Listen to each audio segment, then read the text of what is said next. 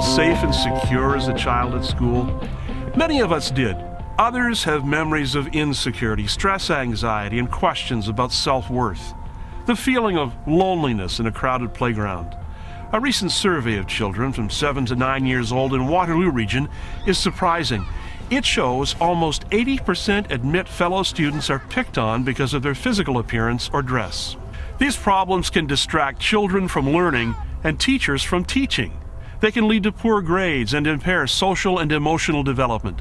Tools for Life is designed to build relationships. It's foundational and nurtures a school culture based on mutual respect.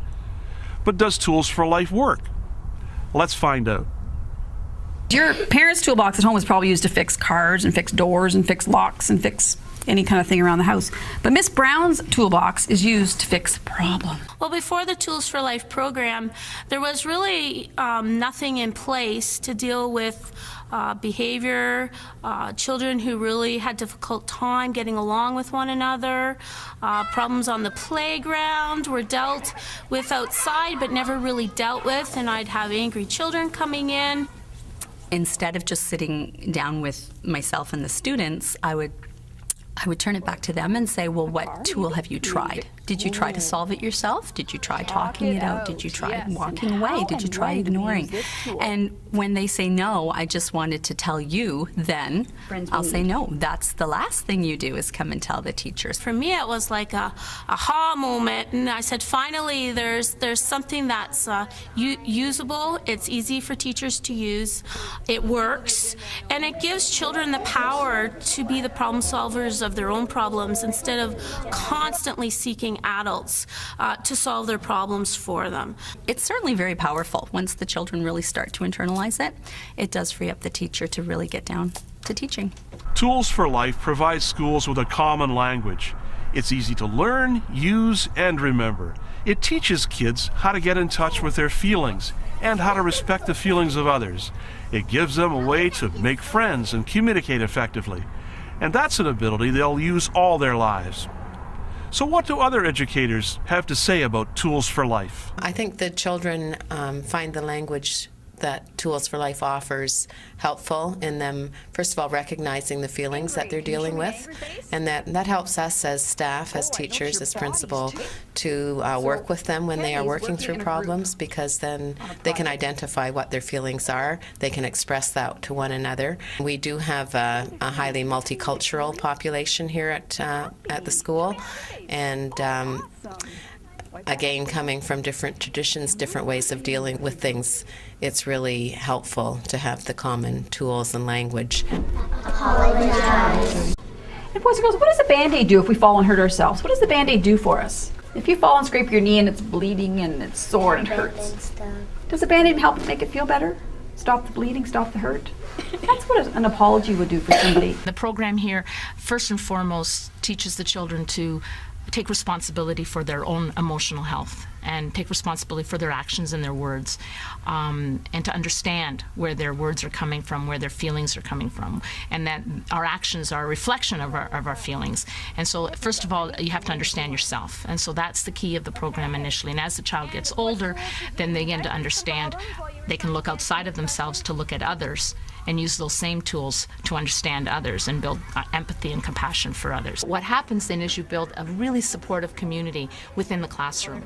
So students who are struggling with anger or depression or sadness have a support group in their own individual classroom, a little community of their own, who know how to ask the right questions, who know how to read the right signs, to know what to look on a face to build that empathy and that compassion. So you're building that peer group that's supportive. And then when they move to the next grade, those kids have the same skills, and so on through the school. So it sort of permeates the whole population of the school. Tools for Life is getting the attention of the people who teach our teachers.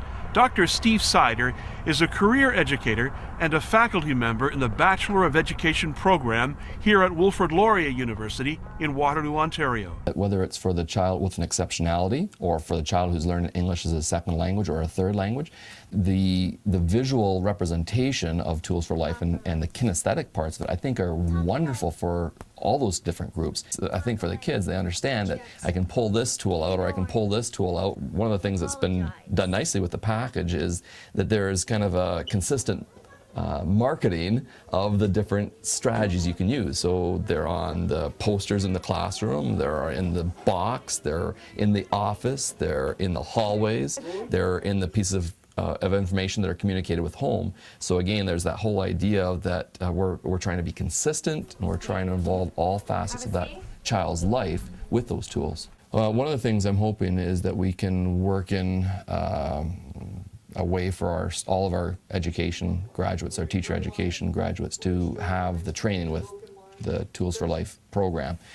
But the whole social dynamic as far as kids' interactions with each other, both positive and negative, is a really challenging area for new teachers, for all teachers, but for new teachers particularly, and making the connections with the families as well, because I know that Tools for Life is hoping to make that communication, that connection between family, school, community. A parent had reported to a teacher that their son came home and shared the put-up lesson with the family. And she said it actually saved her marriage because her son was able to say, you know, Mom, you don't give Dad put-ups, and Dad, you don't give Mom put-ups. And a put-up is something that makes us feel good. It's something that a lot of us need.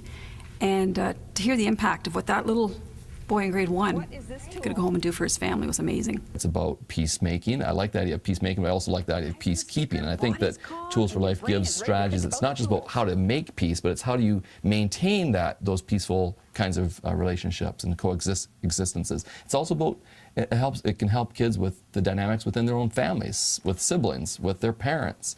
Tools for Life is designed to work simultaneously with children, teachers, and parents to develop kids who are civil, respectful of others, and have the resilience to cope with life's challenges. Caring, contributing citizens of a global community. It provides teachers with newfound freedom to do what they do best, and that's to teach.